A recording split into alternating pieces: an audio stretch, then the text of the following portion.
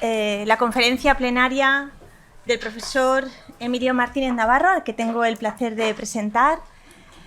El profesor es catedrático de Filosofía Moral de la Universidad de Murcia y para destacar algún rasgo distintivo dentro de lo que es la academia universitaria, creo que es un profesor que ha vinculado siempre y ha hecho ese esfuerzo por vincular las enseñanzas medias con la universidad y la universidad con su entorno social.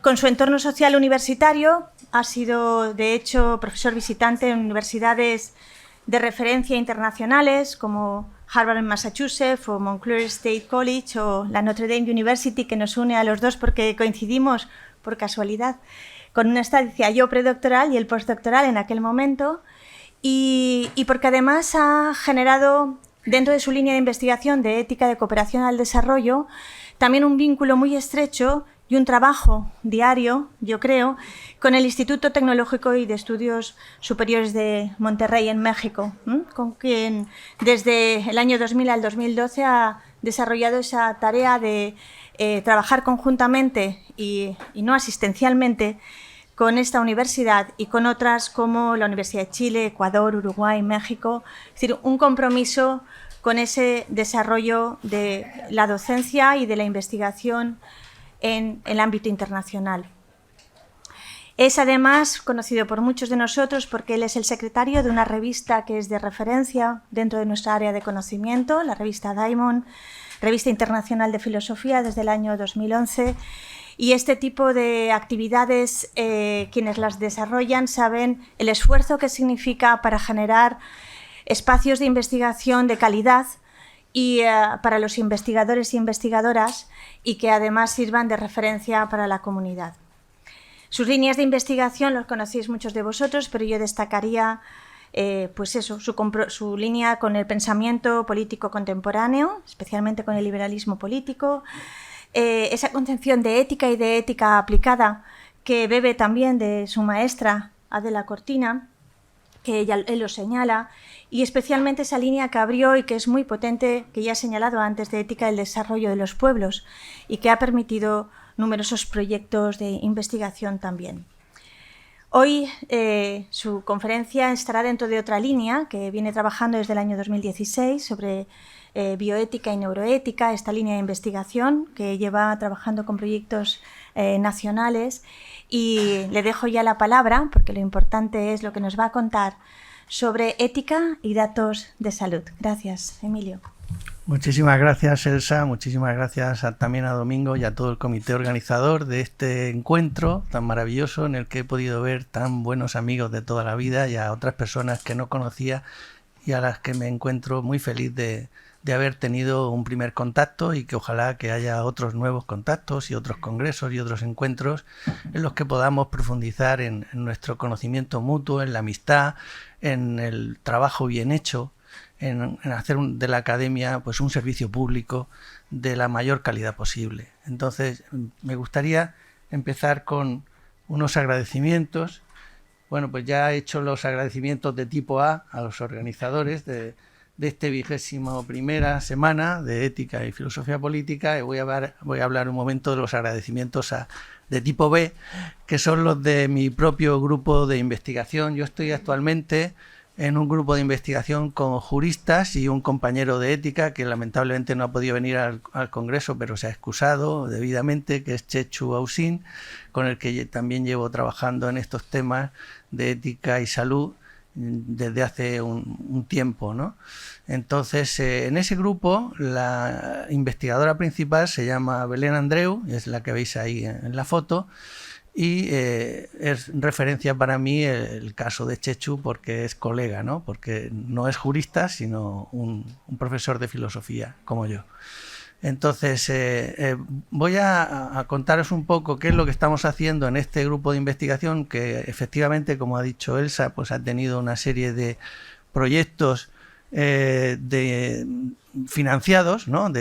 Hemos conseguido financiación para proyectos en esas convocatorias competitivas que hay del Ministerio y de la Comunidad Autónoma de Murcia. Y entonces, bueno, pues quería empezar por dar esta noticia, ¿no?, de que el grupo de ética y salud de Murcia pues lleva una cierta trayectoria que ya se va viendo en una serie de publicaciones y se va a poder seguir viendo porque sigue, porque es un grupo que está vivo, que seguimos haciendo pues un trabajo lo más serio que podemos sobre estos temas. ¿Qué cuestiones pensaba tratar en esta conferencia? Pues ahí los tenéis. En primer lugar, ¿por qué hay que hablar de ética y salud? Pues porque la salud es una de nuestras características como seres vivos, la salud y la falta de ella, y la vulnerabilidad es una característica que compartimos con todos los seres vivos y que es muy importante a efectos de los cuidados de salud, ¿no? Entonces, cuando se habla de salud, a mí me gustaría empezar hablando de por qué la salud es importante, y la salud es importante por nuestra vulnerabilidad. En segundo lugar, hablaré de los datos personales y los datos de salud a lo largo de la historia, una cosita muy breve, solamente para recordar y enmarcar un poco lo que estoy defendiendo en esta charla. Y luego profundizaré un poco más en los datos de salud, definición, los tipos, los usos, para dejar centrado el tema. Y en cuarto lugar hablaré pues de ética de los datos de salud, del título de la conferencia, que hablaré de los principios, los criterios, los procedimientos éticos en torno al uso de los datos de salud.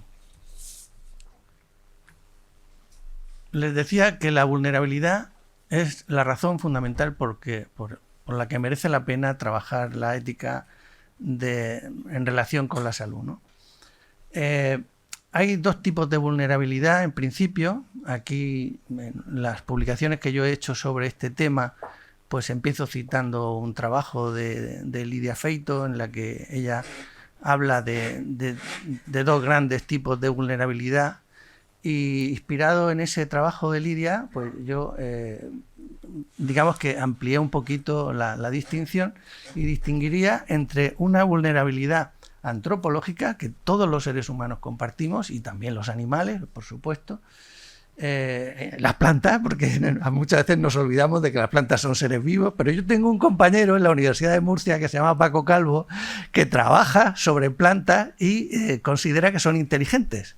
Entonces tiene un libro que yo les recomiendo mucho a ustedes, que se llama Planta Sapiens. Acaba de salir en inglés hace unos pocos meses y ha sido número 1 de ventas en Amazon. O sea que, desde luego, es un crack, mi compañero Paco Calvo.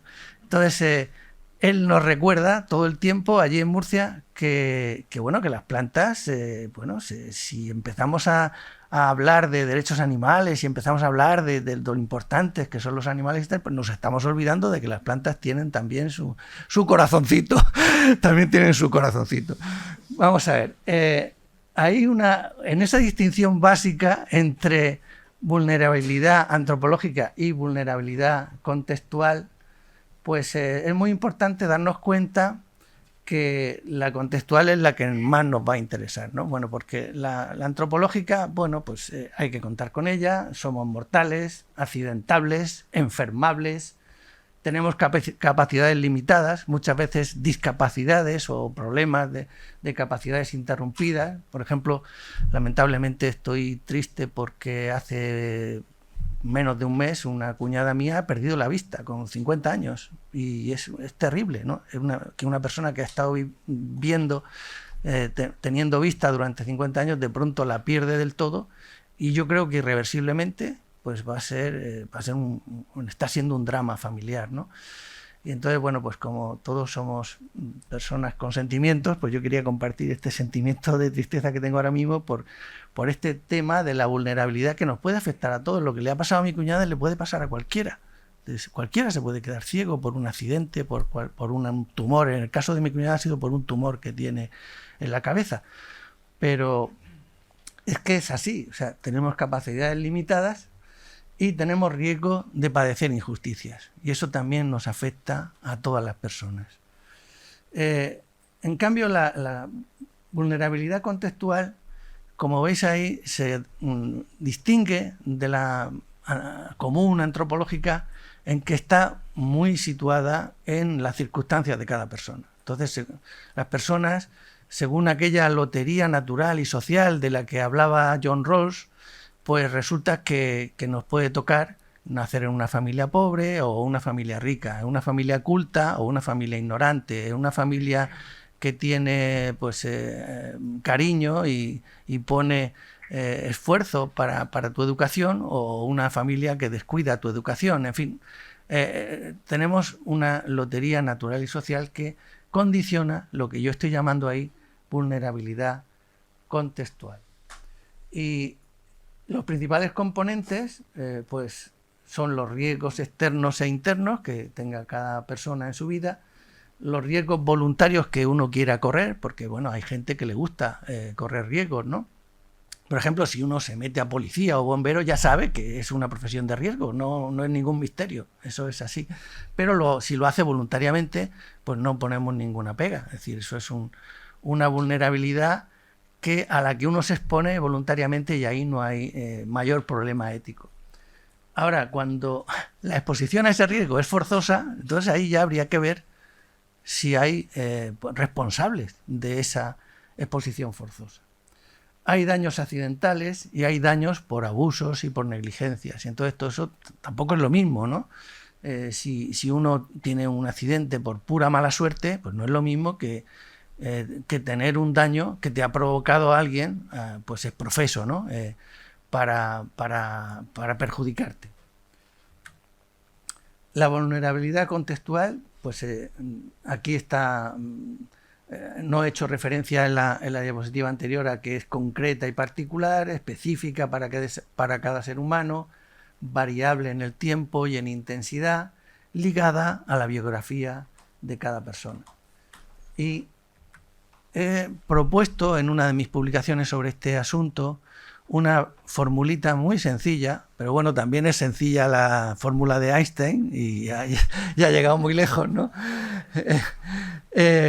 Pero que permite entender que la vulnerabilidad es algo que tenemos que tenemos que superar, o que tenemos que luchar contra ella por medio del empoderamiento.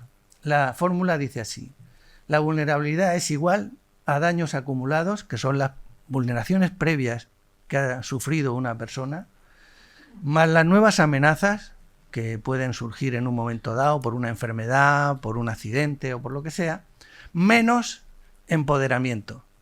Esa rayita que hay delante de la palabra empoderamiento no es simplemente para separar, sino para indicar resta, para indicar que estamos restando, que estamos ante una ecuación. La ecuación pues está puesta en resumen abajo: V es igual a daños acumulados más nuevas amenazas menos empoderamiento. Un ejemplo: una familia, un municipio, una persona, un país tiene daños acumulados por valor de 5 puntos. ¿Cómo se calcula esto? Bueno, pues se podrían buscar indicadores, ¿no? En la etapa en la que yo trabajaba, como decía Elsa, en la ética del desarrollo, pues me dedicaba mucho a los indicadores del desarrollo, de un buen desarrollo, del desarrollo humano auténtico, ¿no?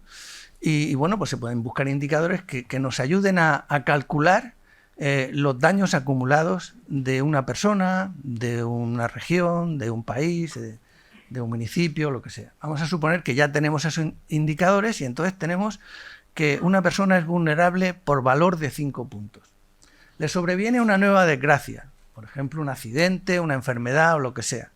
Y entonces esa nueva desgracia vamos a suponer también que hay una serie de indicadores que nos permiten evaluarla como en 5 puntos también. Pero resulta que con esto ya lleva 10 puntos de daños, ¿no? Pero vamos a suponer que esa persona o país o ciudad o lo que sea, pues tiene unas capacidades desarrolladas y un acceso a recursos, fíjense ustedes que ahí está separada ambos conceptos, que le permiten tener empoderamiento, tener poder para superar el escollo, el problema, la circunstancia que le atosiga, por valor de 10 puntos. Pues entonces su vulnerabilidad sería 0. Es decir, esta persona no es vulnerable, porque sí, tiene daños acumulados y le ha llegado un accidente, pero es que tiene empoderamiento suficiente para enfrentar ese asunto. Entonces va a poder salir del bache por sí sola o con un poco de ayuda, ¿no? O con una mínima ayuda. Esto generalmente no es así, pero esto era solo un ejemplo, para que entendáis la formulita a la que yo propongo en algunas de mis publicaciones sobre este asunto. Entonces, ¿qué se puede hacer para reducir la vulnerabilidad?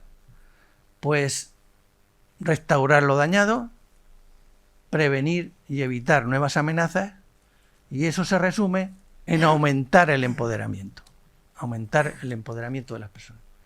Para ello, tengamos en cuenta que los principales factores de vulnerabilidad, como he puesto en la diapositiva, son la pobreza, la precariedad económica, los problemas de salud, de los que hablaremos a continuación, las discapacidades físicas y psíquicas, los déficits educativos que se arrastran desde la infancia posiblemente, el déficit de capital social, es decir, la falta de conocidos, de redes, de apoyo.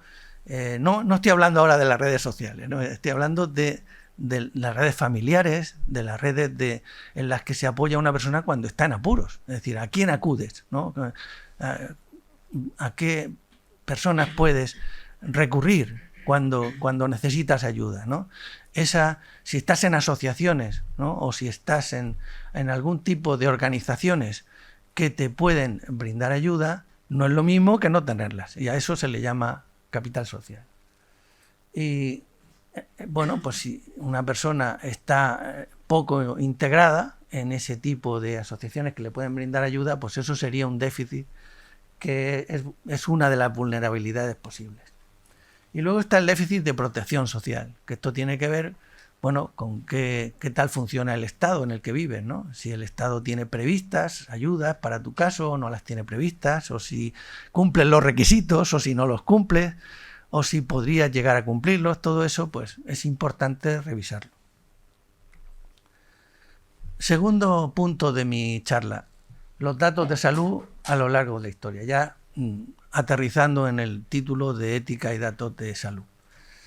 Hay una herencia hipocrática y una larga tradición de paternalismo médico que pues ha durado pues yo diría que hasta el siglo XX, y que en cierta medida todavía persiste, que lleva a que el paciente o la persona que está en apuros de salud pues no tenga por qué estar muy informado de lo que le pasa, ni qué tipo de ayuda se le va a prestar o qué pruebas se le van a hacer. Hay una larga historia de ese paternalismo médico que era algo así como todo para el paciente, pero sin el paciente. Eso se rompe con la llegada de la mentalidad moderna, ¿no? De la modernidad. La modernidad reivindica los derechos de la persona, los derechos individuales, y entonces se habla de la dignidad, se habla de los derechos humanos, y habría un derecho a la intimidad, a la confidencialidad, a la autonomía del paciente, a ser informados, un derecho a la información, y todo eso nos lleva a la idea del individuo como ciudadano y el ciudadano como señor de sí mismo. A mí esta es una expresión que me encanta, ¿no? Porque bueno, está en los libros de Adela sobre ciudadanía. El ciudadano como señor de sí mismo es un ideal que yo considero valioso, maravilloso, que ojalá se cumpliera para toda la humanidad, ¿no? Y que todo el mundo pues tuviese la oportunidad de desarrollar su vida como señor de sí mismo. Eso sería fantástico, ¿no?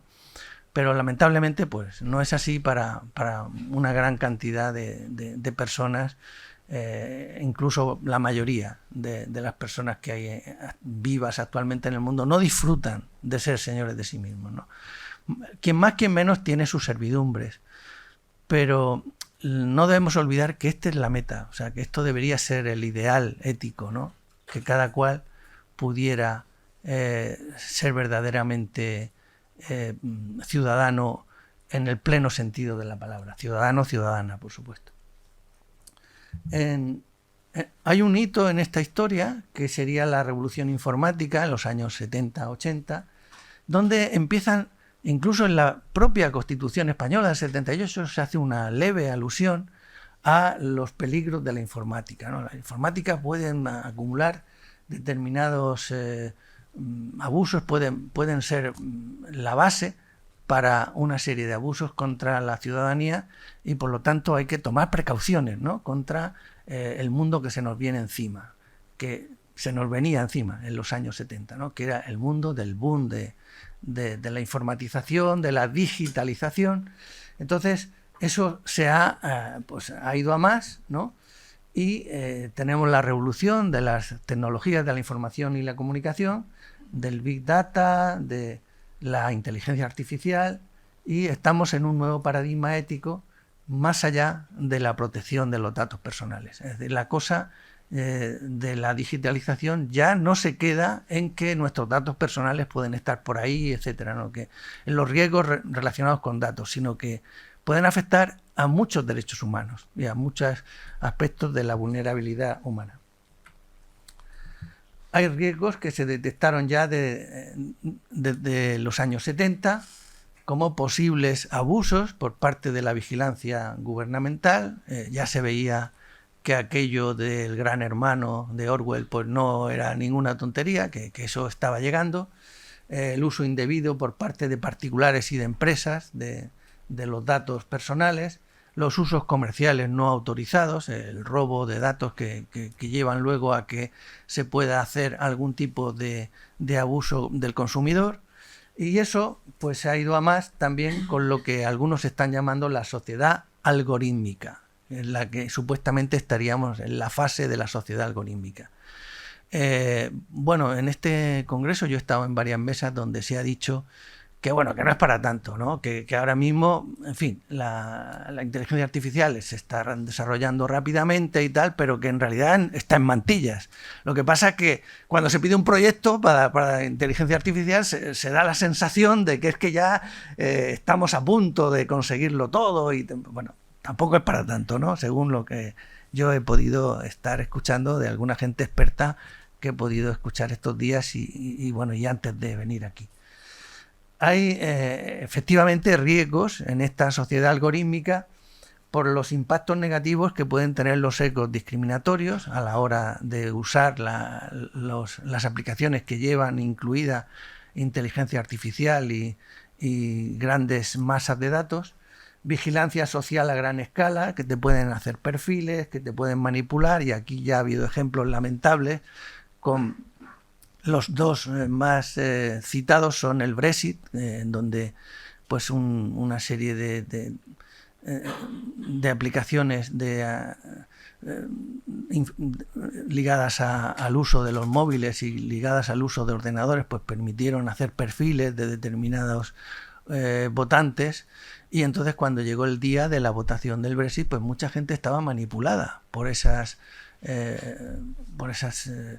herramientas detrás de las cuales pues había intereses muy concretos de tipo político y económico para que la gente votara la salida de la Unión Europea. El otro ejemplo que se pone es cómo Trump consiguió llegar a la Casa Blanca, que también pues ahí por lo visto hubo también una serie de maniobras con utilización de aplicaciones de inteligencia artificial que permitieron pues manipular la mentalidad del votante de manera que votara a Trump, ¿no? Bueno, puede haber más ejemplos, ¿no? Pero eso de los perfiles ya se ve que es un asunto delicado y un asunto que puede provocar o que provoca de hecho abusos. Y luego, por último, las predicciones erróneas y discriminatorias. Aquí el ejemplo que se pone habitualmente es que tú, bueno, vas al banco, quieres pedir un crédito hipotecario, por ejemplo, y entonces el banco tiene una aplicación de inteligencia artificial donde ha metido tus datos y entonces la aplicación dice que tú no vas a ser una persona fiable, no vas a poder pagar ese crédito y por lo tanto sobre la base de esa predicción, que puede estar basada en datos erróneos, que puede estar basada en datos verdaderos, pero que no necesariamente hablan de la capacidad de esta persona para hacer frente a sus compromisos, pues el caso es que puede llevar a una cierta injusticia o a una injusticia flagrante en algunos casos, ¿no? Entonces, bueno, pues con todo esto hay que tener muchísimo cuidado y hay que regularlo bien, y es donde vamos a aterrizar dentro de unos momentos, en cómo regular todo eso. Pasamos al tercer apartado de la charla, que sería los datos de salud. ¿Qué son datos de salud? Pues son un conjunto de informaciones obtenidas de registros, muestras y pruebas, muchas veces pruebas diagnósticas, que recogen la situación y la evolución clínica de una persona. Informan sobre aspectos como los siguientes: estado físico y mental de una persona, atención sanitaria que ha recibido hasta el momento en que la tienes delante, o hasta el momento que llega a urgencias o lo que sea. La condición de sus funcionamientos básicos, es decir, si es capaz de ver, de andar, de escribir, bueno, de funcionar en su vida cotidiana para sus necesidades y para salir adelante. Enfermedades y cirugías que ha padecido y riesgos de sufrir otras en el futuro. Eso formaría también parte de los datos de salud. Medicamentos que ha consumido hasta el momento. Antecedentes familiares. En mi caso, por ejemplo, yo tengo un antecedente familiar de problemas de corazón, ¿no? Por una cosa que se llama miocardiopatía hipertrófica. Eso tengo diagnosticado, pero es una herencia. Eso lo tienen mis hermanos, mis padres murieron, bueno, posiblemente murieron de eso, aunque no se les diagnosticó en su momento. Pero bueno, concretamente mi padre. Mi padre murió cuando tenía 47 años de un infarto y probablemente tenía esta cardiopatía. Las vacunas recibidas, pues también forman parte del historial clínico de una persona, y a estas alturas todos lo tenemos clarísimo, que las vacunas pues son importantes y que es importante las que tengas puestas, y cuando vas a viajar pues te dicen: tiene usted que vacunarse de la fiebre amarilla, no sé qué, o tienes que es un dato de salud muy relevante, y en la actualidad mucho más. Hábitos alimentarios, hábitos de ejercicio físico, metas de salud, por ejemplo, una persona que se ha propuesto adelgazar o que se ha propuesto dejar de fumar. Todos estos elementos de datos de salud aparecen en el Reglamento General de Protección de Datos de la Unión Europea de 2016 y están recogidos ahí en la diapositiva, pero no son ningún misterio, es que están ahí ya incluso en la legislación, ¿no? He añadido los datos genéticos porque, aunque exactamente no son datos de salud, pero sí pueden tener efectos, pueden recoger ciertas predisposiciones genéticas, como en mi caso, por ejemplo, a sufrir cardiopatías, ¿no? Entonces, pues esos datos de salud, que como todo el mundo sabe, pues son muy importantes para las agencias de seguros, porque las agencias de seguros se mueven sobre probabilidades, y las probabilidades pues se calculan viendo cuáles son los datos que se tienen en el momento. Y claro, si tú tienes los datos de salud de una persona y sabes que tiene una predisposición a sufrir una cardiopatía, pues eso para la agencia, para la empresa de seguros es un dato muy importante, ¿no? Entonces, bueno, pues esto es, aunque directamente no es un dato de salud, está tan relacionado con los datos de salud que lo he añadido por mi cuenta a esa lista del Reglamento de Protección de Datos.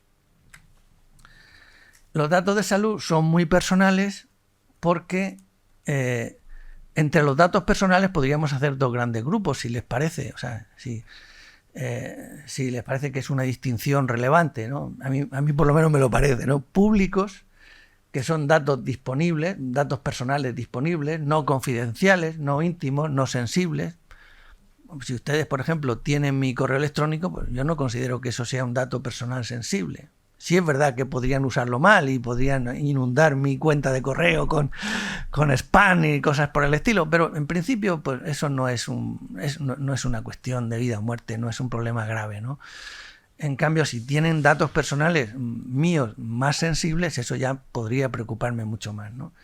Los datos de mi privacidad, de mi intimidad, los datos que yo considero sensibles, protegibles, confidenciales, y no solo yo, sino cualquier persona que se ponga a reflexionar en serio mínimamente, pues encontrará que hay datos personales que son muy sensibles, que son muy personales, que tienen que ver con eso que mi maestro y amigo Jesús Conil llama la intimidad, que es una parte de la persona súper importante, porque es la parte a la que no tienen acceso en principio los demás, sino que solamente tienes acceso tú mismo, ¿no? Tu propia mente es la que tiene acceso a tu propia intimidad.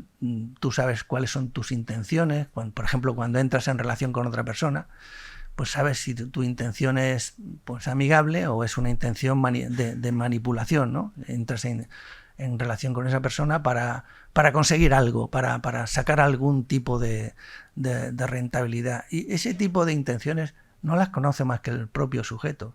Forman parte de eso, de esa realidad tan difícil de asir, que por eso yo admiro que Jesús la trate, que es la intimidad de la persona, ¿no? Y en esa intimidad, pues no me gustaría que entrase nadie sin mi permiso, francamente. Y supongo que a todos ustedes les pasa lo mismo. Es decir, tiene que haber un espacio sagrado donde accedes tú solo y quien tú quieras que acceda, dándole permiso. Y nadie más.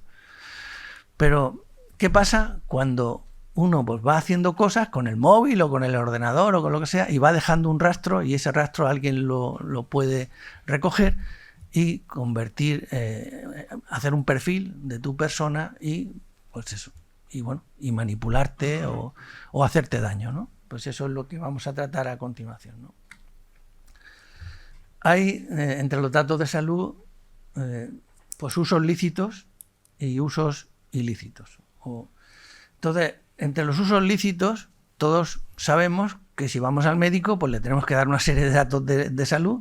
Mire, vengo porque tengo fiebre, vengo porque tengo mareos, resulta que he sufrido un desmayo. Todos esos datos se los damos porque queremos asistencia sanitaria. Entonces, ese es un principio lícito de comunicación de datos de salud. Y es que necesitas ayuda y entonces pues ofreces tus datos de salud para ser ayudado o ayudada. Luego están los datos de investigación. Estos datos que se recopilan en grandes bases de datos de la sanidad pública, por ejemplo, pues da igual que fuera sanidad privada, pero el caso es que se van acumulando los datos asistenciales en unas historias clínicas. Y esas historias clínicas pues pueden ser objeto de proyectos de investigación.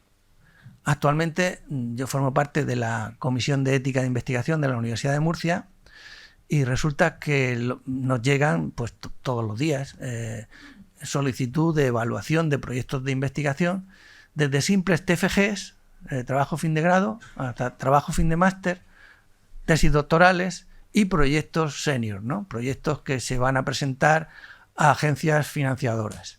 Entonces, pues entre los proyectos que llegan de tipo trabajo fin de grado, abunda mucho, vamos a estudiar historias clínicas para ver si en esas historias clínicas hay un patrón sobre tal asunto. Eso es bastante común. Ese sería un uso lícito del uso de datos de salud. Generalmente, las personas que hacen ese tipo de trabajos, como el ejemplo que estoy poniendo del TFG de una persona que va a estudiar historias clínicas para ver un patrón de no sé qué, pues no acceden a los datos de la persona, acceden a datos de salud, pero anonimizados o en algunos casos pseudonimizados.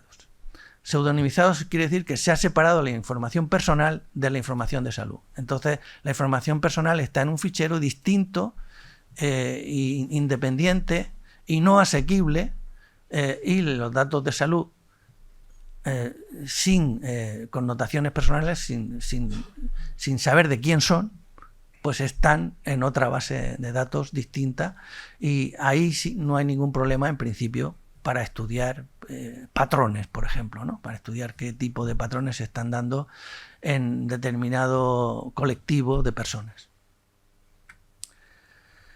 Entre los usos lícitos, en la bibliografía sobre estos temas se habla de que el uso asistencial es el uso primario. Hay algunos casos lamentables de cómo se descuida a veces este asunto. He puesto ahí el paréntesis, casos lamentables, para contarles una anécdota que a mí me parece poco, digamos, que se debe tener mucho cuidado, ¿no? Y es que esos datos asistenciales quedan en la historia clínica, y si las personas que tienen que custodiar esas historias clínicas no ponen mucho cuidado, pues cualquiera llega y lee tu historia clínica y la va comentando en el autobús, o cosas peores, ¿no?, que comentarla en el autobús, ¿no? Aprovecho que se ha ido la administrativa del ordenador y entonces me acerco a la máquina, pongo los datos de mi ex y averiguo qué es los datos de salud de mi ex para, pues yo qué sé, para hacerle daño o para ver si le puedo sacar más dinero en una separación, por ejemplo, o lo que sea, ¿no? O lo contrario, pero que también es lamentable esos descuidos de la custodia de los datos que se han proporcionado de buena fe y que uno cree que están en buenas manos, y no siempre es así. Y eso pues debería estar muy regulado, o debería estar pues muy vigilado, ¿no?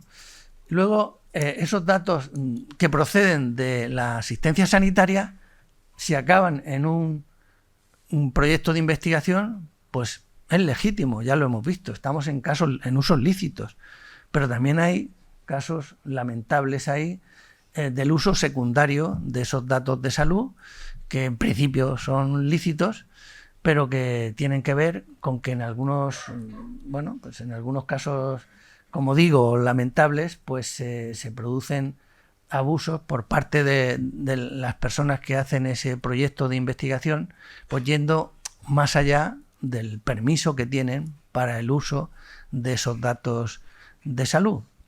Y entonces, bueno, pues pueden encontrarse también casos lamentables.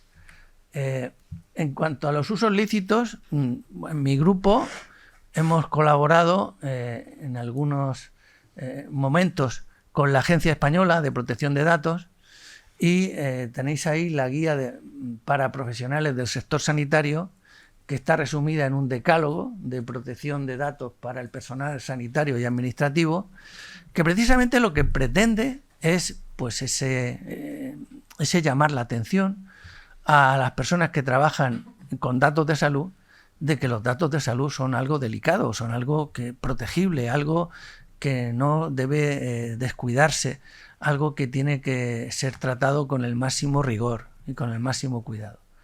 Entonces, pues si ustedes acceden a la Agencia Española de Protección de Datos y pinchan en un enlace que se llama Guías, pueden descargarse esas que ven ahí. En la guía de pacientes no participó mi grupo, pero en la otra sí. Entonces sabemos un poco cómo se hace ese tipo de guías y qué utilidad pueden tener para las personas que estén interesadas en estos temas. Otra de las cosas que ha hecho este grupo al que pertenezco es la publicación en una revista que se llama Enraonar. Estaba por aquí una de las personas que la llevan, Daniel, pero no le veo ahora, pero el caso es que esa... Ah, estás allí. Que sí, ya te veo. Pues que en tu revista fue publicado este artículo de ética y protección de datos de salud por parte de dos miembros de mi grupo de investigación, que son Chechu y Belén, de los que les hablé al principio. Y una de las cosas, les voy a contar un poco lo que dicen ellos en este artículo, ¿no? Elementos éticos, y ya entramos en la parte final de esta intervención mía, que serían los elementos éticos para evaluar el impacto de tecnologías para la salud. Y con esto pues enlazaría con el lema de este congreso, que es estudiar un poco la ética de la inteligencia artificial, ¿no? Entonces, como las aplicaciones de inteligencia artificial son tecnologías que permiten la aplicación en muchos casos a cuestiones de salud, pues lo que dicen mis compañeros en ese artículo y con lo que yo estoy de acuerdo es que lo primero sería la seguridad. No dañar o minimizar el daño, proteger, anticiparse, prevenir, evitar sesgos injustos, evitar la discriminación, el perfilamiento y la estigmatización. Todo esto es como muy básico, pero absolutamente imprescindible cuando se está trabajando con datos de salud y se quiere tener una actitud ética. En segundo lugar, proporcionalidad y beneficencia. Búsqueda de alternativas más aceptables, de limitación de usos, de limitaciones temporales del uso de determinadas tecnologías, aclaración de responsabilidad. Les voy a poner un ejemplo. Durante la pandemia se nos dijo que teníamos que llevar en el móvil una aplicación con la cual si contraías el COVID o la COVID, pues tenías que registrarte en esa aplicación y comunicarlo mediante esa aplicación y comunicar pues cuáles habían sido tus contactos más directos o más cercanos, ¿no?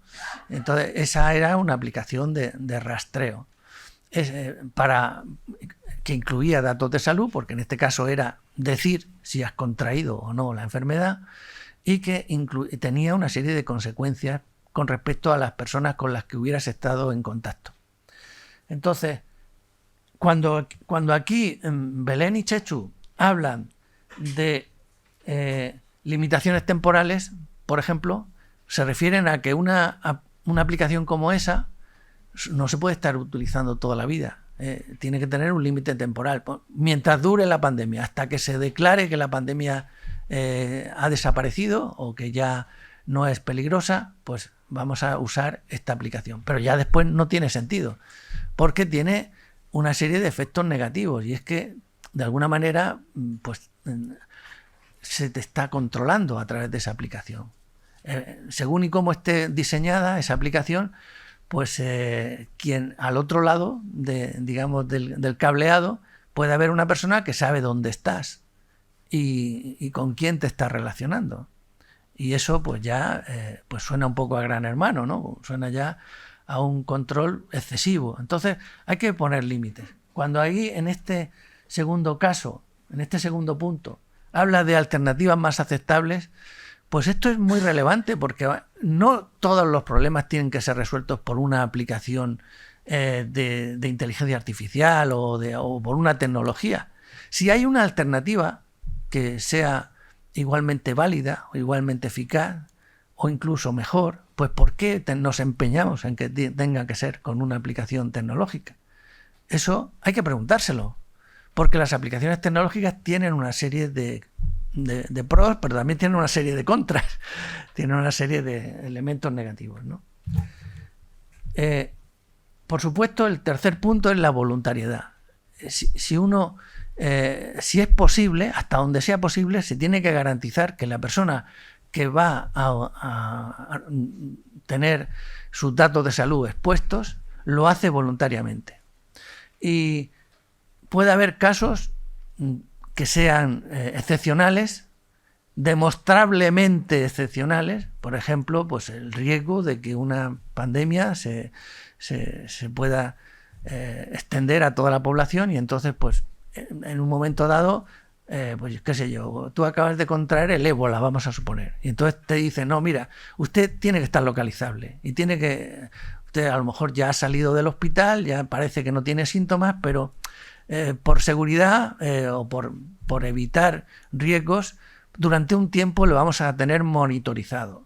Bueno, pues eso yo lo podría entender y podría aceptarlo, por una cuestión de salud pública, por una cuestión de bien común.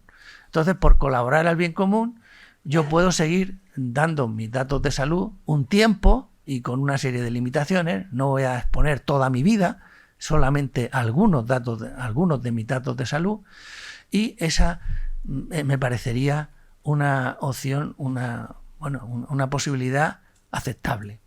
Y a eso me refiero a salvo casos de interés público demostrable.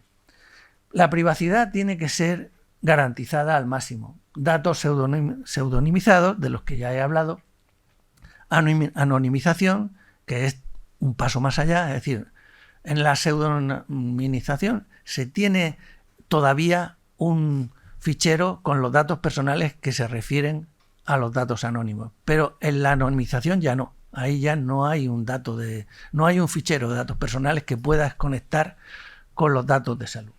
Entonces esa es más segura todavía, pero al mismo tiempo puede tener otros problemas, ¿no? Por ejemplo, que interese localizar a un paciente, y entonces por una serie de razones interesa, y si la base de datos está anonimizada, pues no puedes acceder. Porque en el caso de la pseudonimización sí puede haber un puente para ver quién es la persona que nos interesa localizar, pero en el caso de la anonimización no es posible. También pues ahí habría algunas excepciones que tendrían que ser debidamente justificadas para que se puedan considerar excepciones. Y quinto, la equidad, el acceso, la disponibilidad con independencia del nivel económico y cultural de la persona, y por lo tanto esto implica gratuidad y uso amigable. Es decir, si una persona va a instalarse en su teléfono móvil una aplicación que va a monitorizar tus datos de salud, los datos de salud del portador de ese teléfono, pues tiene no solo que hacerlo voluntariamente, sino que se le tiene que proporcionar gratuitamente la aplicación, se le tiene que ayudar a manejarla, que entienda cómo funciona, y por supuesto se le tienen que explicar pues todos los posibles inconvenientes que pueda tener de una forma clara y que no lleve a ningún tipo de manipulación o de engaño. Elementos éticos para evaluar el impacto de las tecnologías para la salud. Bueno, pues comprobar los criterios anteriores sería un primer paso.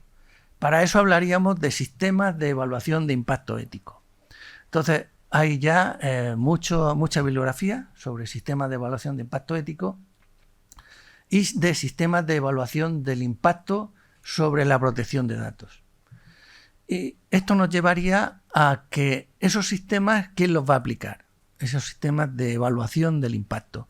Pues generalmente los comités éticos que en la medida de lo posible, según la bibliografía y según mi propia tesis que quiero defender ante ustedes, pues sería que haya unos comités lo más independientes posible, tanto del gobierno como de las empresas. Por lo tanto tendrían que ser sociedad civil, que es ese tercer concepto que, bueno, a los que nos dedicamos al área de filosofía moral tanto nos interesa, ¿verdad, Domingo? El tema de la sociedad civil.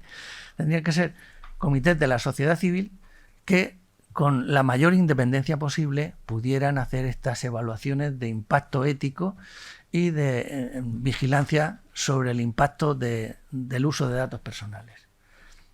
Ha trabajado mucho sobre esto un profesor de la Universidad de Turín, que es jurista, y que ha venido a Murcia con nosotros a hacer una estancia larga y que se ha integrado con nosotros en el grupo de investigación como persona colaboradora, en el estatus de investigador colaborador.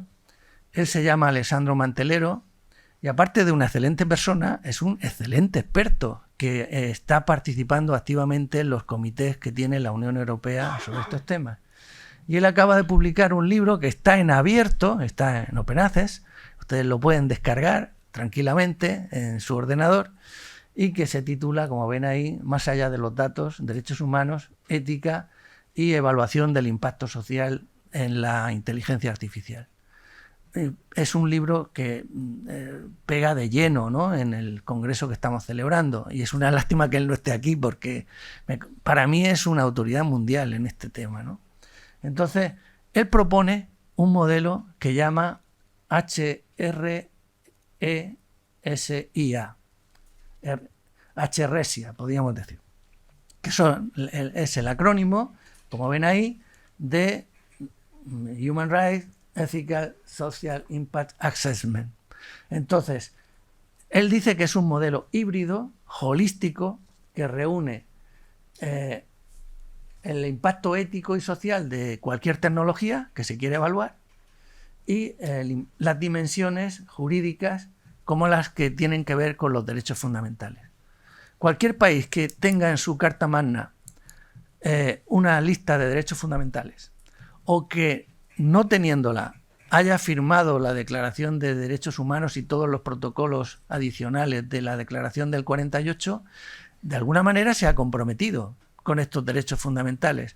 Y eso para los juristas es muy importante porque eso puede ser judicializado. Es decir, una persona que en un momento dado considera que ha sufrido un abuso en su intimidad de los datos de salud, podría ir al Tribunal Europeo de Derechos Humanos o podría ir eventualmente a un tribunal internacional mundial de derechos humanos y ganar una sentencia, ¿no? Y encontrar, bueno, pues esa es una parte del asunto, es decir, la parte que tiene que ver con derechos fundamentales, pero él la distingue claramente en su modelo de la parte ética. Entonces, cuando habla de datos de salud, esta diapositiva no se va a ver muy bien porque el texto es muy pequeño, pero bueno, la leemos un momento. Hay dos columnas, una que se titula datos y otra que se titula salud.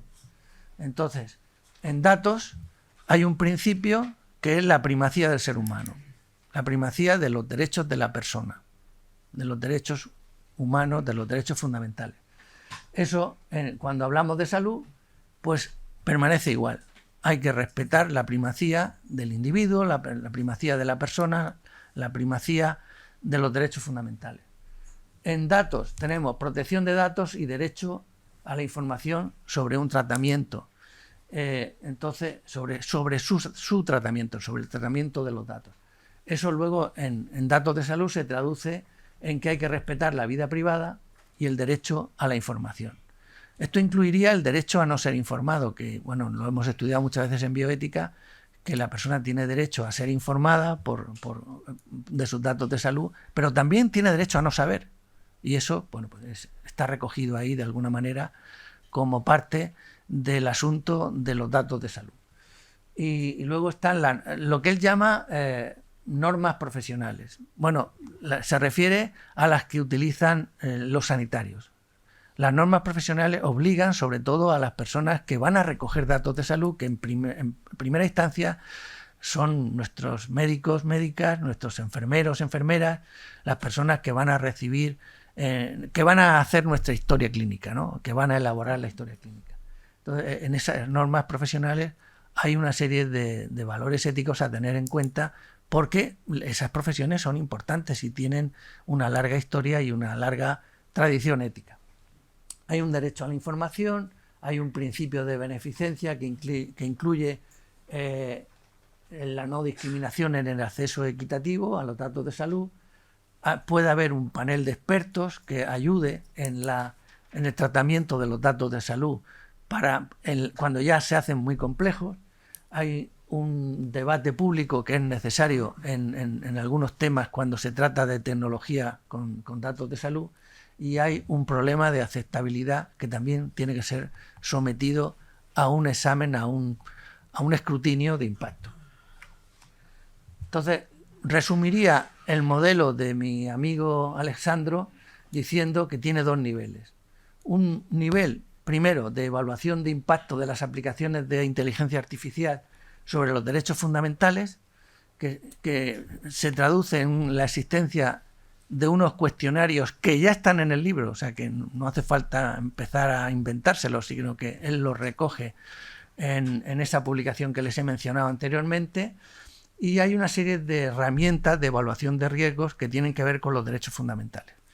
Entonces, cuando eso está resuelto, digamos, para él eso es lo básico, porque sería algo así como la distinción que hacemos en ética muchas veces entre lo justo y lo bueno, ¿no? Bueno, va por delante lo justo. Esto es lo mínimo, esto es lo esencial.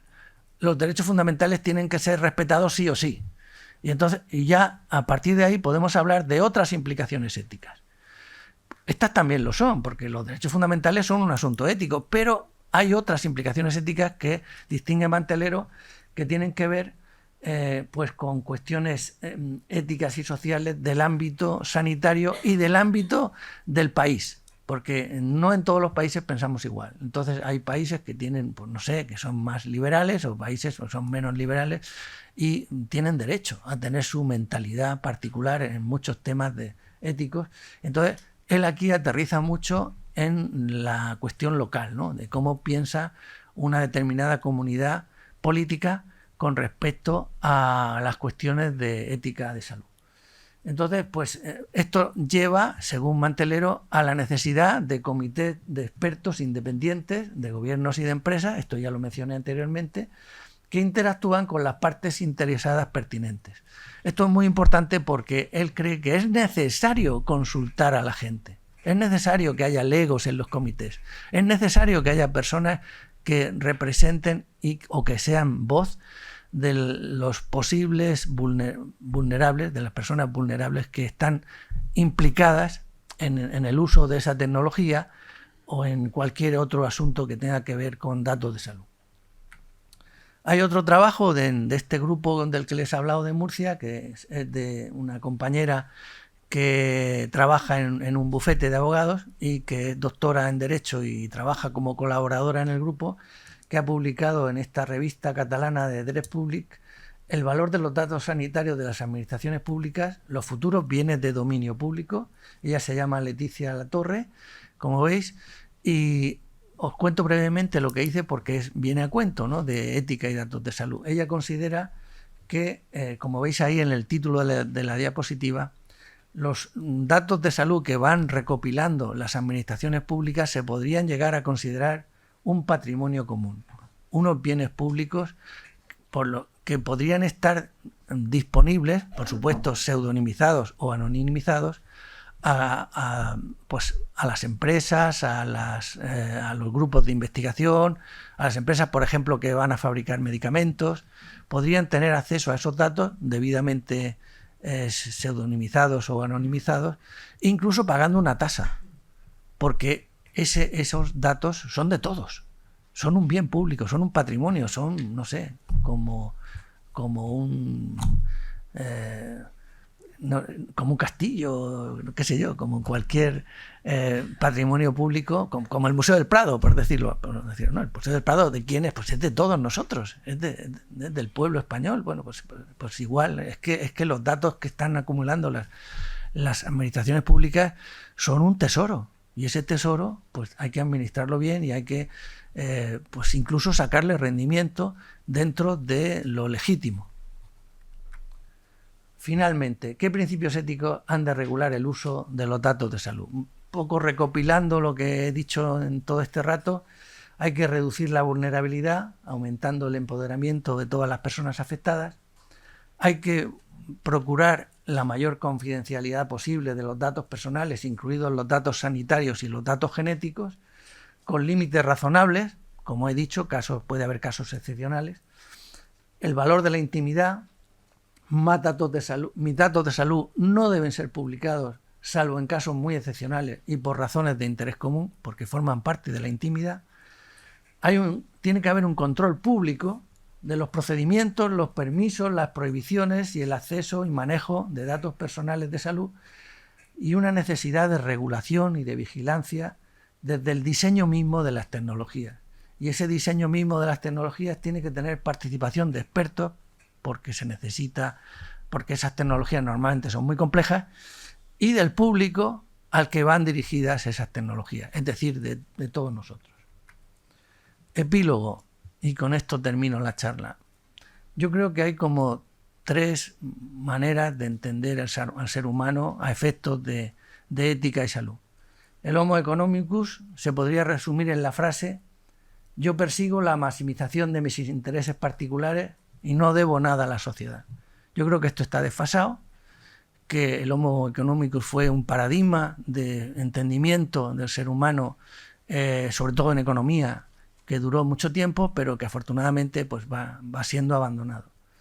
Hemos pasado, en cierto modo, al Homo reciprocans. Yo ayudo a otros con la condición de que otros me ayuden a mí. Estamos en una sociedad del contrato social, somos sociedades contractualistas, Y bueno, pues ya mucho antes de que se escribieran las obras de Hobbes o de Locke o de todos los contractualistas clásicos, pues ya se tenía esta idea de que para vivir en sociedad, para fundar la polis, se necesita un pacto social. Y entonces, pues esa es la idea que subyace al homo reciprocas. Pero deberíamos avanzar éticamente al homo commiserans. Es decir, yo reconozco a las personas como iguales y libres, como seres valiosos en sí mismos, a quienes debo en gran medida lo que he llegado a ser. Yo me siento muy agradecido, tengo una enorme gratitud por todas las personas que me han ayudado a estar aquí hoy, por ejemplo.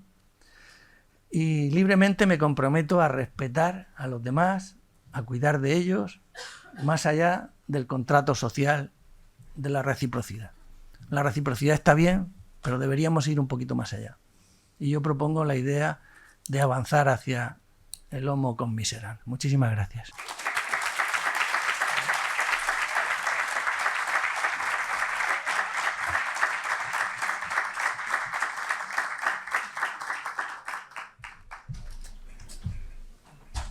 Bien, pues abrimos un turno de palabras. Tenemos espacio para dialogar y para comentar. Tal y como van las cosas, que nos pregunten en el sistema sanitario público si has fumado, por esto me lo han preguntado a mí justo cuando ya había dejado de fumar, después de media vida fumando, y ¿usted fuma? No, pero ha fumado, ¿no? Sí, bueno, mire, pero en pipa no me tragaba da igual, ha fumado. Y bebe un vasito, digo, no, un vasito no, o sea, pues cuando hay que relacionarse. Entonces, ¿tú no crees que en un momento dado, con la falta de recursos, con el desmantelamiento de la lógica de algunos partidos políticos que, en fin, lo público no lo ven, que no sabemos por qué los nombramos gestores de lo público, porque no les interesa nada, ¿no? Más que desmantelarlo. ¿No podría llegarse a un triaje político, como vimos en la pandemia, ¿no? Donde antes del triaje médico se dijo, no, los que ancianos de las residencias que no tengan un seguro privado se mueren tan contentos si ven a su familia. ¿No puede llegar un momento en que esos hábitos se tengan en cuenta para relegarte, ¿no? O sea, que antes de que un médico te vea diga, no, este colectivo, aparte de la edad, claro, o sea, la edad también no, es que esta gente ya es mayor, ¿y para qué? Total, para que te metan en una residencia en ciertas condiciones, mejor que te hagan lo de Soylent Green, ¿no? La película esta, de unas pastillitas verdes y por lo menos así legas algo a las nuevas generaciones. Quería preguntarte si tú piensas que hay esta posibilidad, ¿no? Que igual que los seguros médicos efectivamente cuentan con las patologías establecidas.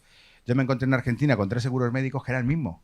Pero claro, a la hora de pagar no te decían, pero decían, no, si usted está hablando con la misma persona. Digo, mire, a la hora de pagar no, pero es que lo suyo era una patología preestablecida. Digo, bueno, mire, a mí, en fin, me han hecho una intervención, etcétera, ¿no? ¿Podría el sistema público, tal y como van las cosas, llegar a eso? Y luego, mira, lo de las vigilancias, ¿no? Claro, la clave es los comités, ¿no? Los comités estos que tan majos, tan independientes, están ahí, ¿no? Y están con el velo de la ignorancia y ahí aportan. ¿Esto quién los recluta, ¿no? ¿Cómo se reclutan y quién los recluta? Porque está muy bien, pues la voz de los pacientes. Entonces, claro, si uno empieza a decir, bueno, representatividad, claro, no, los colectivos de no sé qué, los, ¿sabes? Los de 60 años, los miopes de pequeños, pues, bueno, puede ser un poco ingobernable, ¿no? Entonces, ¿qué criterios aplicaría para que fuera un número determinado? Y Kant se preguntaba, ¿quién educa al educador? ¿Quién vigila al vigilante? O sea, después de todo, y en todo caso, esos comités tendrían que tener una tarea orientativa, normativa o sancionadora. Y no se podía, en lugar de complejizar por aquello de la navaja de Ockham, ¿no? Las oficinas de defensor del pueblo existen, por ejemplo, en nuestro país. ¿No podría haber ahí un departamento que se ocupara de estas cosas y en fin, lo gestionara de alguna manera? No sé. Como ves, son tonterías de un paciente, alguien que tiene problemas de salud y que está interesado por todas estas cosas. Muchas gracias. Que da gusto tener amigos en la sala. Y gracias, Roberto, por tus amables palabras y por tus atinadas intervenciones y preguntas, ¿no?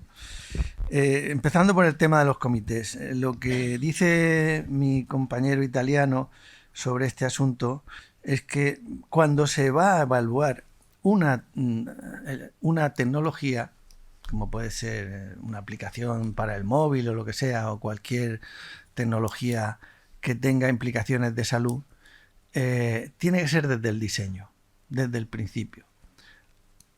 Desde el comienzo, en que no cuando ya la aplicación está hecha y funcionando, sino cuando se va a empezar a llevar a cabo todo el diseño de la misma. Y entonces, pues según el tipo de tecnología de que se trate, pues habrá unos públicos o habrá otros.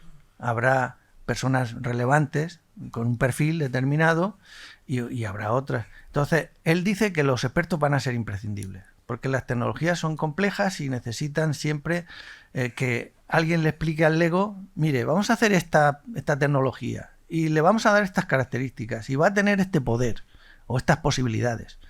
Y en cambio no va a tener estas otras. Todo eso, los expertos tienen que estar ahí. Entonces, los expertos, él dice que pueden ser ligados al fabricante. El fabricante puede tener un representante en el comité.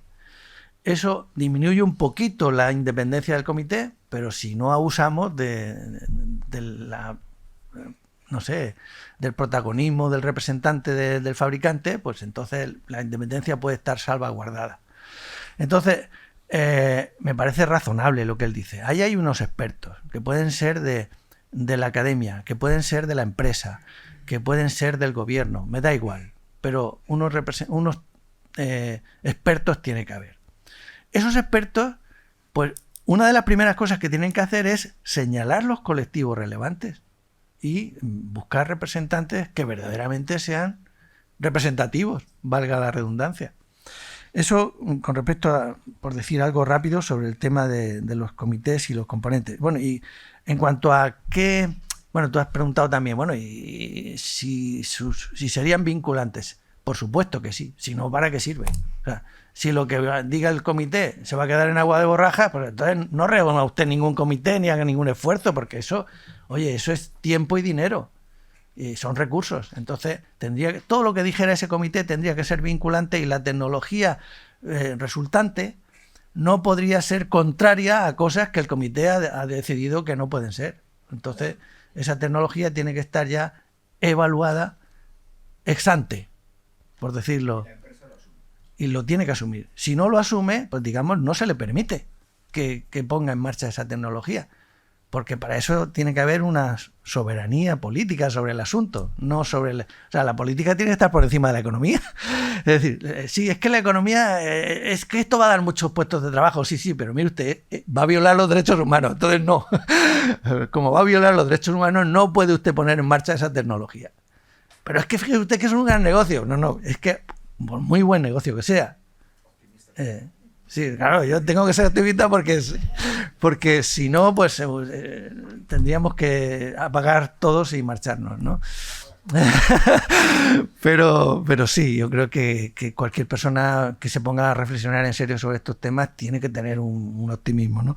Luego, la falta de recursos que puede llegar a relegar a las personas y tal. Totalmente de acuerdo contigo que eso no debería ser y que eso debería haber una serie de mecanismos ciudadanos que impidan eso. O sea, que mecanismos políticos, mecanismos de la sociedad civil, que ese tipo de escándalos de discriminación a las personas, por ejemplo, por estar en residencias, como el ejemplo que tú has puesto, o cualquier otro que se ponga, pues es escandaloso, ¿no? Luego, lo de la fórmula, que no se pueda cuantificar mucho, vale. Yo he hablado de que lo único que se me ocurre es que puede haber indicadores que, pensados con mucho cuidado, y hay gente que lleva años trabajando en estos temas, pues pueda aproximarse, no voy a decir acertar de lleno, ¿no? Porque eso va a ser imposible, pero sí dar una aproximación lo más razonable posible, que permita aplicar esa fórmula y que sirva, bueno, que sea útil, porque si no la fórmula la olvidamos como una ocurrencia de un profe de ética medio loco y ya está, y no pasa nada. Y a mí no me afectaría prácticamente, porque al final pues todos acabamos en el mismo sitio. Pero lo cierto es que, bueno, si aporta algo, pues habría que... Lo del empoderamiento, que también me ha resultado muy curioso, pues sí está en el diccionario. Sí, sí. Y resulta que se le ha dado otra... Lo que pasa es que está en el sentido de apoderar a alguien, ¿no? Pero claro, apoderar a alguien es darle poder.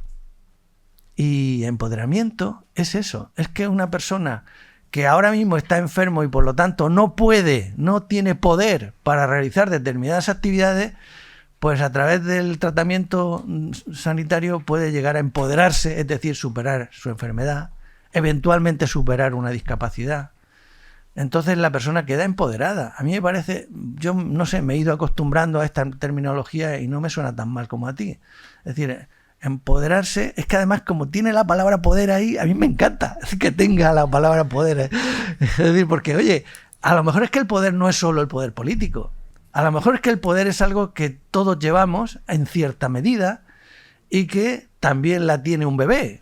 Un bebé está empoderado y cuando pega berrido en medio de la noche, menudo empoderamiento tiene. Entonces, claro, y nos levanta de la cama. Se apodera de todo. Entonces, es que el empoderamiento es una palabra que si reflexionas sobre ella un poquito, a mí me da la sensación de que tiene un misterio, tiene un poder, tiene un poder aplastante. Y luego, bueno, sí, yo creo que ya más o menos se concreta. Hola, Emilio.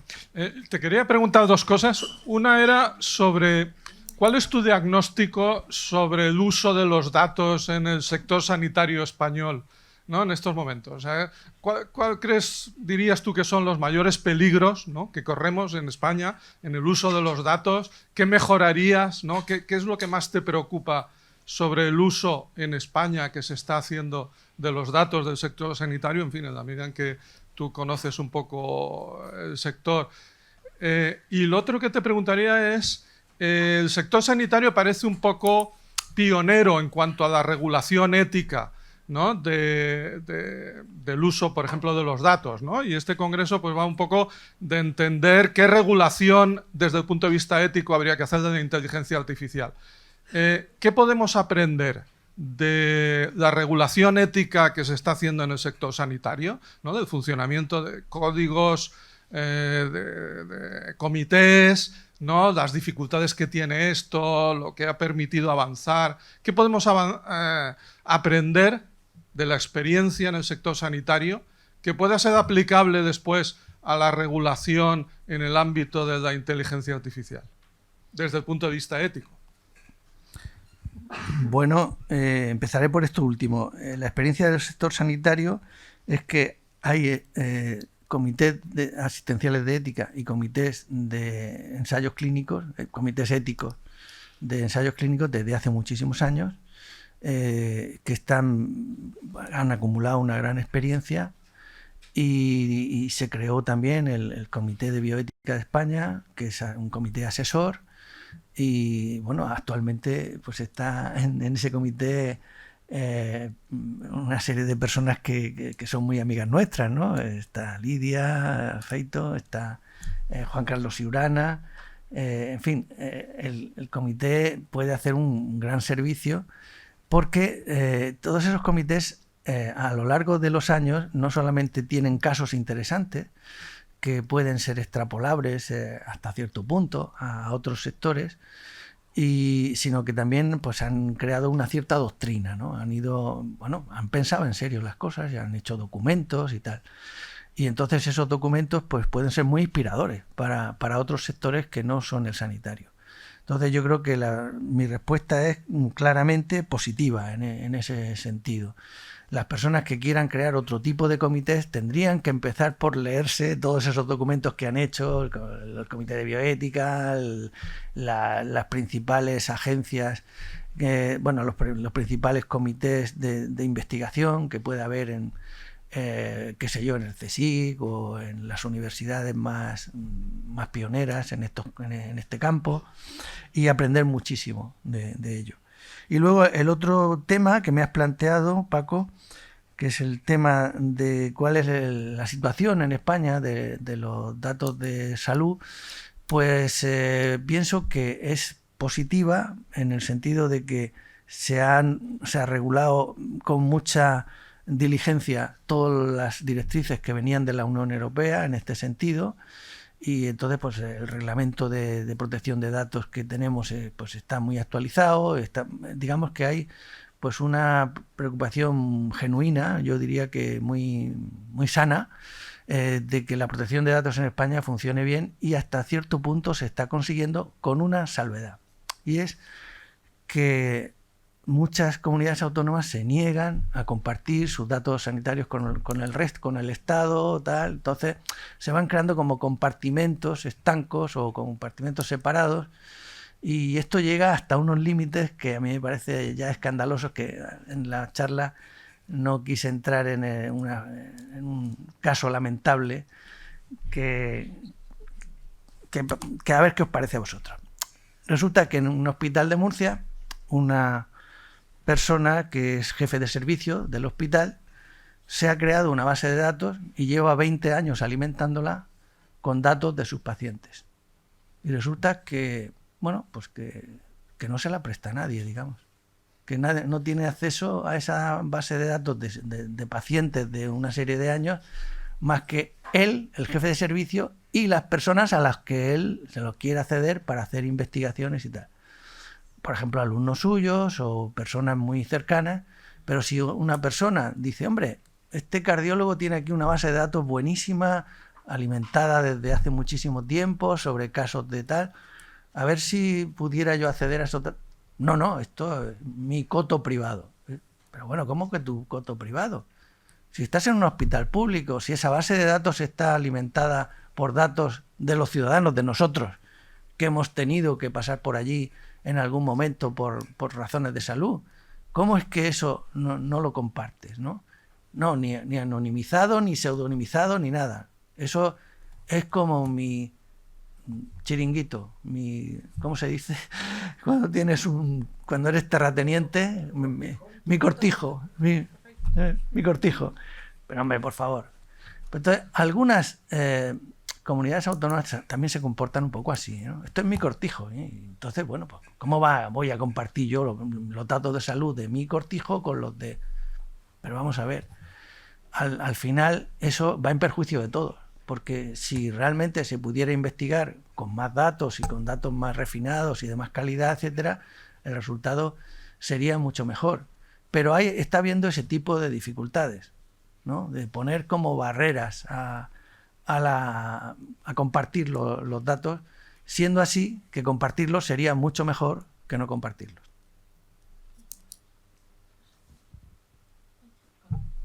No sé si hay más palabras, vais levantando la mano también, nos queda un ratito. Si no, comeremos antes. Que vamos bien de tiempo, Sí. entonces. Vamos muy bien.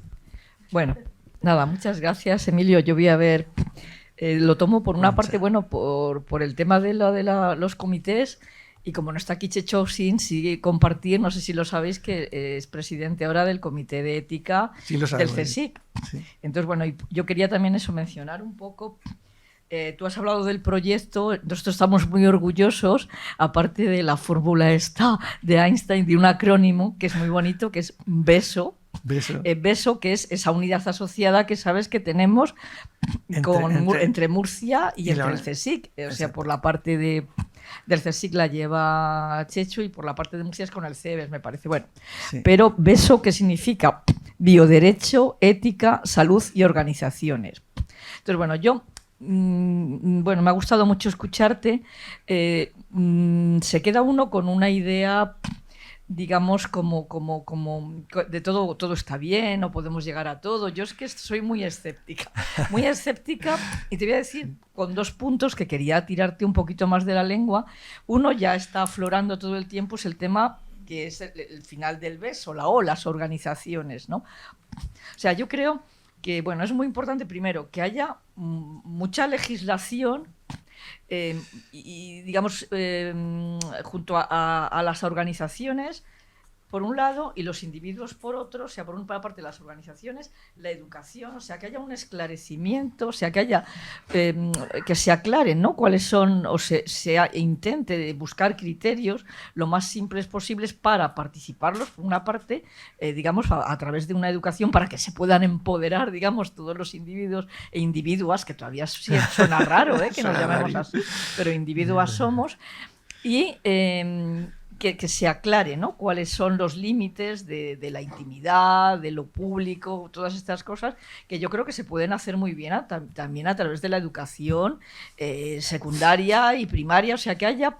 digamos, que se vaya creando, ¿no?, para poder llegar a ese estado de que todo está bien. Yo creo que hace falta mucho para que ese ciudadano o esa ciudadana que realmente tenga esa autonomía, tenga toda esa base. Bueno, ahí está, claro, la ética de la que nosotros nos ocupamos y que no nos dejan tener en secundaria como tal, ¿no?, que seguimos ahí con una cosa cívica que no se sabe muy bien qué es, descafeinada, bueno, pero bueno, no voy a ir por ahí.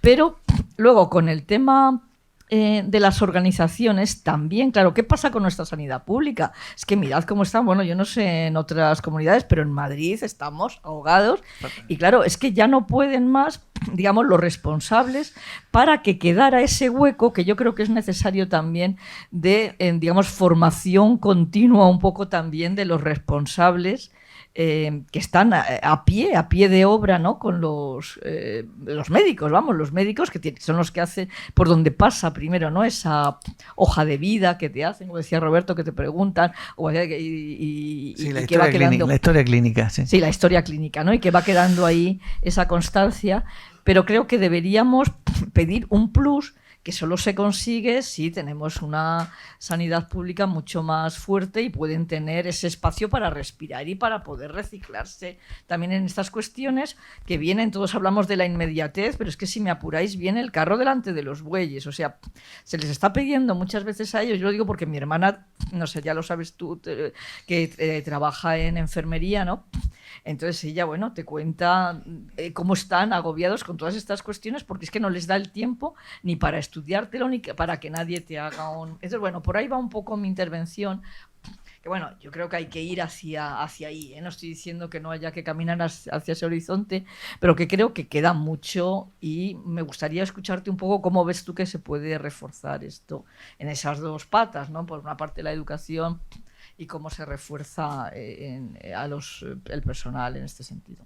Gracias. Pues tu pregunta es muy dedicada más que a la ética, a la política, evidentemente. Entonces, tenemos que pensar cómo podemos, desde la ética, trabajar en las cuestiones de una política educativa diferente, y eso pues inevitablemente pasa por una lucha del colectivo aquí representado por la gente que nos dedicamos a la ética, pero también implicando al profesorado de secundaria, implicando a otros colectivos que lógicamente están trabajando muchas veces muy bien, ¿no?, en el campo educativo, y en el campo de la medicina pues igual, ¿no?, los profesionales, hay profesionales muy concienciados que están dando la batalla, y entonces hay un aspecto que no debemos perder de vista, y es el aspecto de una esperanza seria, ¿no? O sea, una esperanza no basada en un optimismo ingenuo,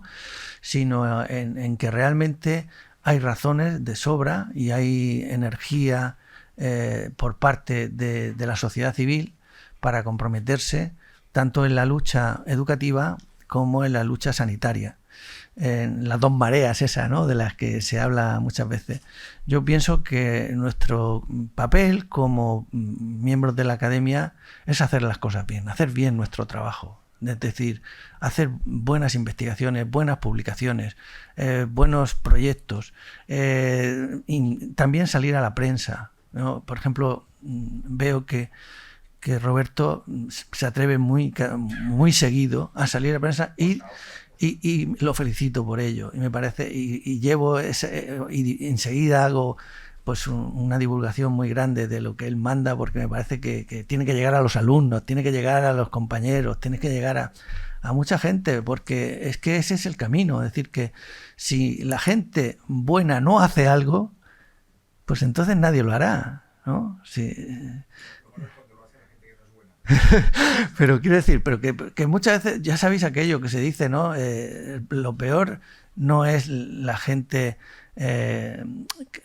lo peor es cuando la gente buena no hace nada, ¿no? No sé cómo era exactamente el dicho, pero ahora mismo no me sale, pero ya sabéis a lo que me refiero, ¿no?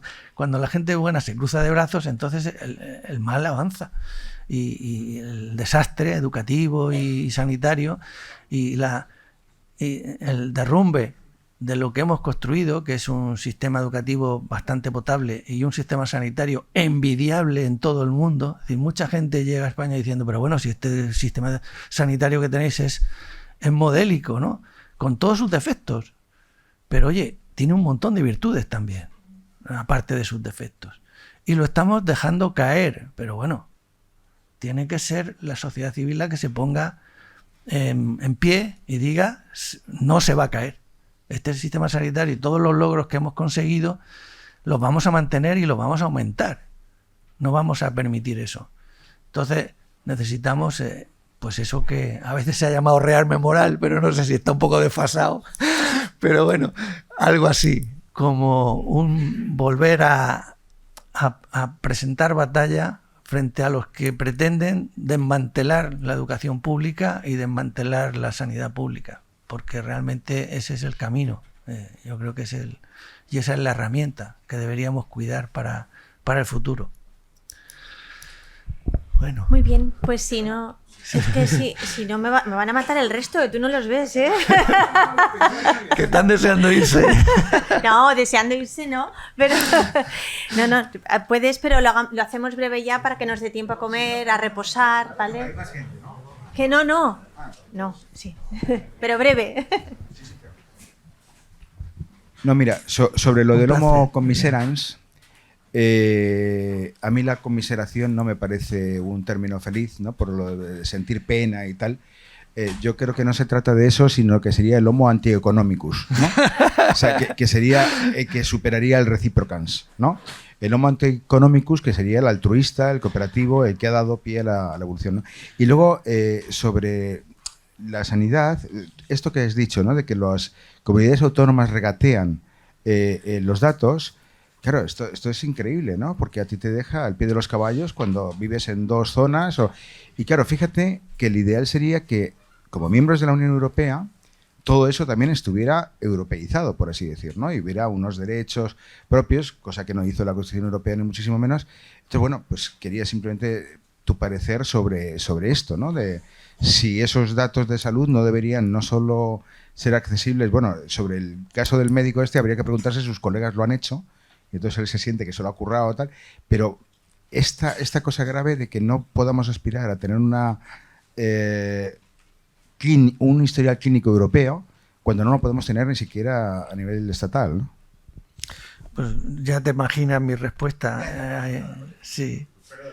Lo que pasa es que se van dando pasos en esa línea, en esa dirección. Por ejemplo, va a haber una historia clínica europea y va a haber bueno, están en ello, es decir, es que, bueno, Europa lleva su ritmo. Bueno, hay una mano ahora. Aquí. Levanta la mano. Gracias.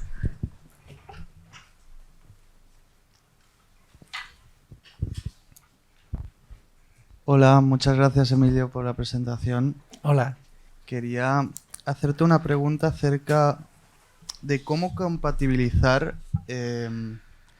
esto que has llamado el valor de la intimidad con una tradición kantiana y rawlsiana dirigida hacia cuál es el criterio o el procedimiento justo, que muchas veces trata al sujeto como imparcial.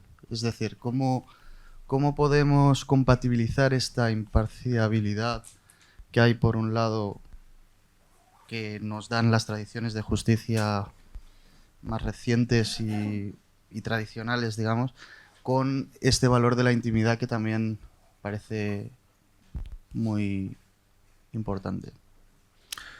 Bueno, pues defendiendo la compatibilidad sería, de entrada, esos procedimientos justos a los que tú te refieres no son incompatibles con que haya intimidad, en el sentido de que esos procedimientos en principio van encaminados a conseguir unos principios, ponernos de acuerdo en unos principios. Una vez que esos principios están claros, mediante el procedimiento, por ejemplo, rawlsiano, pues entonces lo que se trata es de aplicarlos. Y en el momento de aplicarlos, pues tienes que tener en cuenta que todos los derechos tienen límites. Y también el derecho a la intimidad tiene un límite. Tiene el límite en que tú no puedes usar tu protección de la intimidad para hacer daño. Y entonces el principio ahí sería máximo de intimidad con unas pocas excepciones muy justificables y muy argumentables, por lo tanto tienen que ser argumentables y justificables, de manera que en principio casi nadie tuviera que ser una excepción a ese derecho a la intimidad, ¿no? Y solamente en casos muy excepcionales podría, pero eso ocurre con todos los derechos, es decir, tú puedes tener derecho de libertad de expresión, por ejemplo, derecho a expresarte, pero eso tiene un límite. Por ejemplo, que tú no uses tu libertad de expresión para discursos de odio, ¿no? Para proponer violencia, para proponer odio, para hacer daño en general, porque ese es un límite que tiene tu libertad de expresión, tu derecho a expresarte. Igual con cualquier otro ejemplo que se pusiera, pues siempre hay límites. Pero tiene que estar claro que el principio es lo general y lo obligatorio, lo vinculante. Y que luego los casos límites, los excepcionales, hay que tratarlos como excepcionales. Y por lo tanto argumentarlos debidamente. No decir, bueno, hay este principio, pero ya luego, como pueden haber excepciones, cualquier cosa puede ser una excepción. No, cualquier cosa no. Mire usted, si una cosa es una excepción, hay que explicar por qué es una excepción. Y eso yo creo que eso es lo que permite la compatibilidad. Es decir, que hay principios que son universales y son, digamos, vinculantes, pero también hay que aceptar que hay casos excepcionales. Y entonces es posible compatibilizarlo si se tiene honestidad en el tratamiento del asunto. ¿Vale? No sé si hay más preguntas. Que yo soy muy taxativa. Vamos a comer. Vamos a ir.